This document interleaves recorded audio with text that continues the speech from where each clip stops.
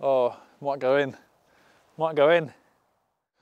Hello everybody, Joel Tadman here from Golf Monthly, and in this video I'm going to be testing out the brand new Ping G425 iron up against the outgoing G410 and also the prior generation G400 iron to really gain an understanding as to how the performance has evolved from generation to generation. Are there gains to be had in performance, and really understand what this iron is all about. So make sure you watch to the end, and hopefully by the end of the video you will have a really good understanding about whether you should think about upgrading to the new Ping G425 irons. So before we get started, let's just talk a little bit about what Ping have done with this new iron. So what have Ping done with the G425 iron to really move it on from the G410? Well, the first thing is that something that you won't see is a new kind of metalwood inspired face design. So variance in the thickness and thinness of the face has been increased. Should mean you get more ball speed over a wider area. You'll notice the badge on the back, it's a combination of aluminium and a multi-material kind of polymer design here on the back, and more of that is coming into contact with the face. So the iron should feel and sound a little bit better compared to the prior generation. And you'll notice there is still that tungsten toe weight here in the end of the head. This has been made a little bit heavier, so the MOI or forgiveness has been increased by 3%. Doesn't sound a lot, but it should be a little bit more stable on those off-center hits, which is what we really want. When we make a bad swing, we want to get away with it, and you should get away with it a little bit more with this G425 iron. So let's take it out to the golf course, hit some shots. We've also got some dry ball data as well from inside on the Foresight Sports GC Quad. We'll touch on the performance of this iron compared to the G410 and the G400, how it compares on the launch one, so then we're going to hit some shots out here on the course at Burley Park Golf Club to really understand the differences in the feel, outdoors, and the ball fly, and the distance, the carry distance as well, to see what tangible gains in performance, if any, there are with the G425 iron.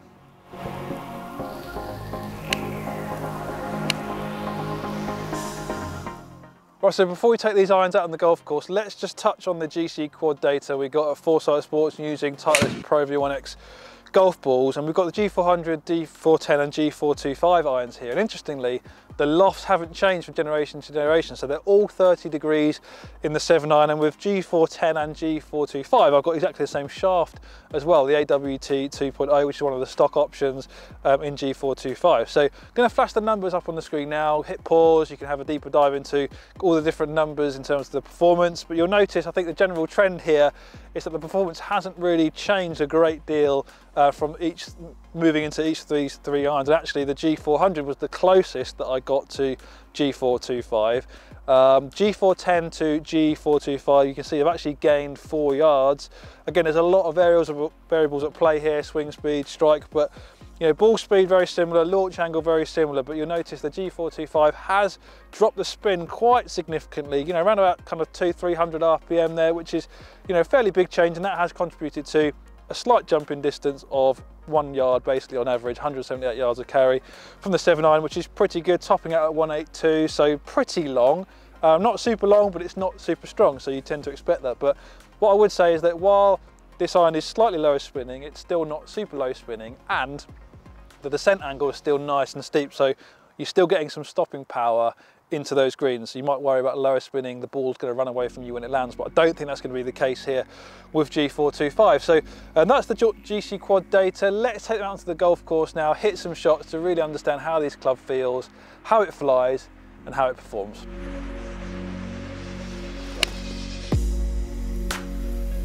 Oh, might go in, might go in. Oh, first shot with a G25, absolutely stiffed it.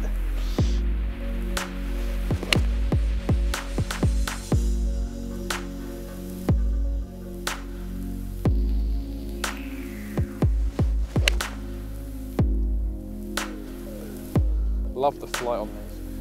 Very stable, very consistent. So we're going to hit some shots here into the green on this 10th hole, but I'm just going to touch on the looks of this Ping G425 iron because it has changed a little bit from the G410. You'll notice there's no real colour to this iron now.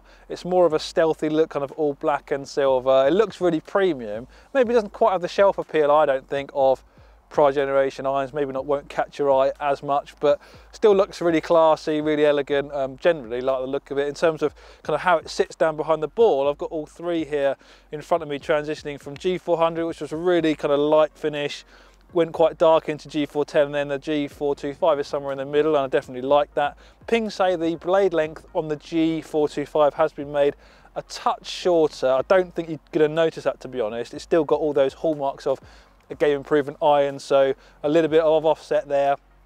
Quite a thick top line, kind of mid thickness, I'd say.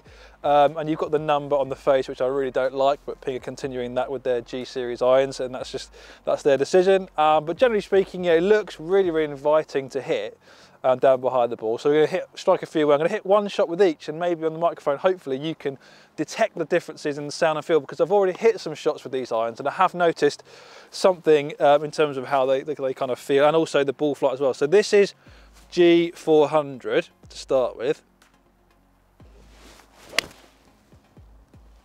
Quite a high pitch sound, I would say. Then we move into G410, which again, you know, looks wise, pretty similar, just that slightly darker finish.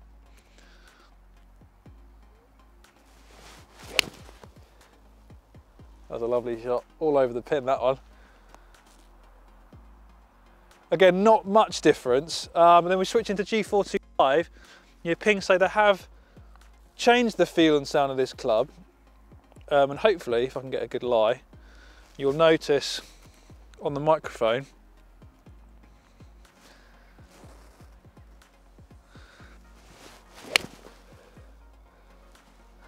again, another decent flight. I think it sounds a bit louder personally. I don't think they've dampened it down at all. For me, anything, it kind of just gave me a bit more feedback, a bit more sound on that strike, which is not something I necessarily like or dislike. It's just something that I've definitely noticed. Feels really, really powerful, there's no question about it. Gonna hit a few more and then we'll come on to the verdict.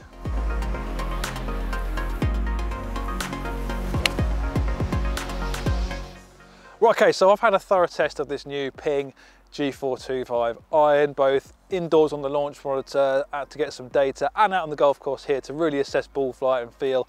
And I've got to say, I don't think actually the performance has really moved on a great deal from G410 into G425. That said, you know, I did really, really enjoy the stability of the ball flight here testing into the green. It's very, very straight. I actually found it quite a little bit more draw biased than the others, which is something I definitely like, able to aim just that right side of the green, draw it into the pin. I hit some really, really good shots with this. Actually hit better shots with the G425 than I did the other iron. So you can read into that what you will.